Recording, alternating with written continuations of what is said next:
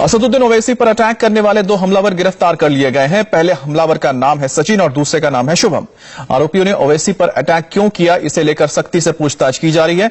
खबर मिल रही है कि आरोपी ओवैसी और उनकी पार्टी के नेताओं द्वारा की जाने वाली बयानबाजी से नाराज थे और इसी के चलते उन्होंने ओवैसी की गाड़ी पर हमला किया।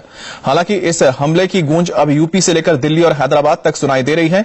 यूपी में फर्स्ट फेज इलेक्शन से पहले हुआ अटैक बहुत गंभीर मामला है। फिलहाल हमला करने वाले पकड़े गए हैं, लेकिन टोल प्लाजा पर फायरिंग किसकी प्लानिंग थी, इसका खुलासा नहीं हुआ है।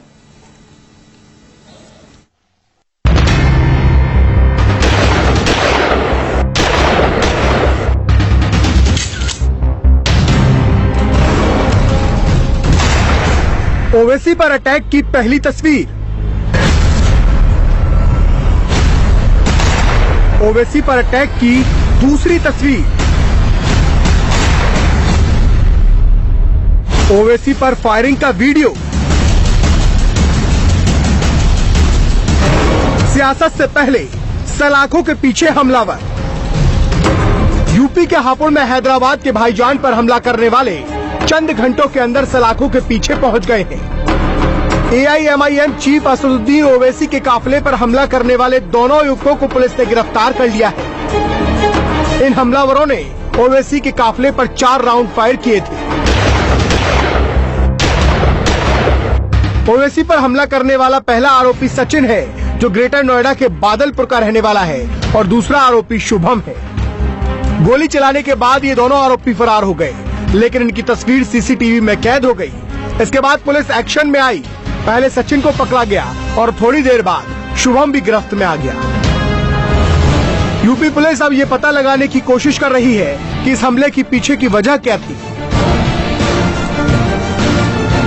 प्रारंभिक पूछताछ के दौरान अभियुक्त सचिन द्वारा बताया गया कि माननीय सांसद की पार्टी के पदाधिकारियों द्वारा दिए गए वक्तव्य से व्यथित होकर इस घटना को कारित किया है।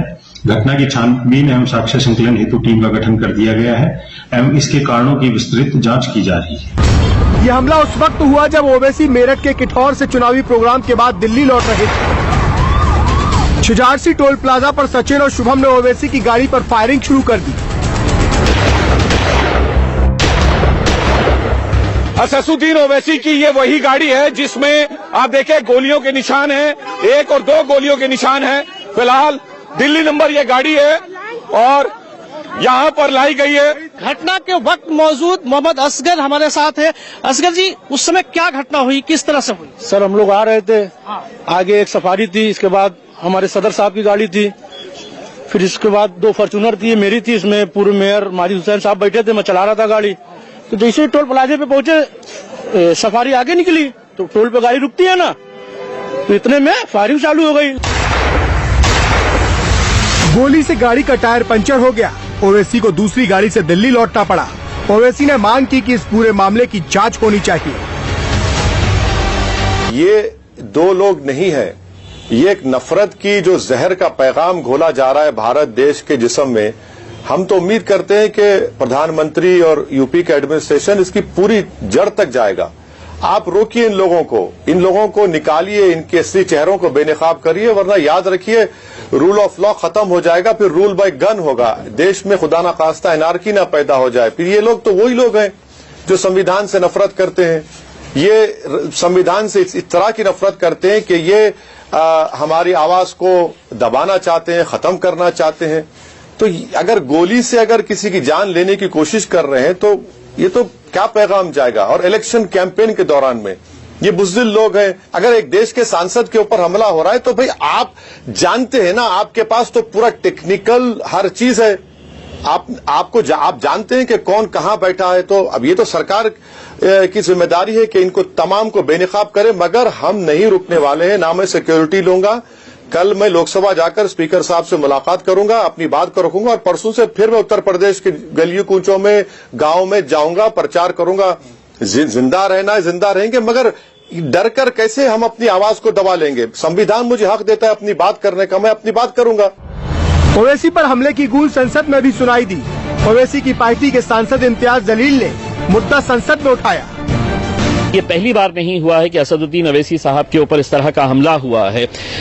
1-2 महीने पहले उनके घर के ऊपर भी इस तरह का हमला हुआ है और आश्चर्य की बात है उनका घर जिस अशोका रोड के ऊपर है उसके बिल्कुल रोड के उस तरफ है तो पुलिस स्टेशन है। अगर पुलिस स्टेशन के सामने अगर गुंडों की इस तरह की हिम्मत हो रही है कि वो घर के ऊपर और most safe and secured area के अंदर अगर होता है, ये मुद्दे को मैंने पार्लियामेंट के अंदर उठाया था। हमने सरकार को ये बताया था कि असदुद्दीन अवैसी साहब को लगातार उनको धमकियां मिलती है, उनको डराया जाता है, उनके ऊपर लगातार हमले किए जाते हैं। तो क्या वजह है कि ये सब होने के बावजूद भी भारतीय जनता पार्टी की केंद्र की सरकार और उत्तर प्रदेश की सरकार इस घटनाओं को नजरअंदाज करते हुए किस बात का वो इंतजार कर रही है? अगर ये गोली अगर लग जाती तो सोचिएगा कि क्या आज हाल होता है। ओवैसी पर हमले की खबर जब हैदराबाद पहुंची तो ओवैसी के समर्थक सड़कों पर आ गए, बाजार बंद करवाए जाने लगे, जमकर नारेबाजी हुई। देर रात ओवैसी के भाई अकबरुद्दीन ओवैसी भी दिल्ली पहुंच गए और अपने भाई से मुलाकात की। फिलहाल ओवैसी पर हमले को लेकर पलखुआ थाने में धारा 307 और 7 क्रिमिनल एक्ट के तहत मामला दर्ज किया गया है। अब सबकी नजरें पुलिस पर हैं, जिसे ये पता लगाना है कि आखिर इस हमले के पीछे का असली मकसद क्या था। इंडिया टीवी हर वक्त हर जगह डाउनलोड करने के लिए सर्च करें India TV news Google play store या ऐप स्टोर पर।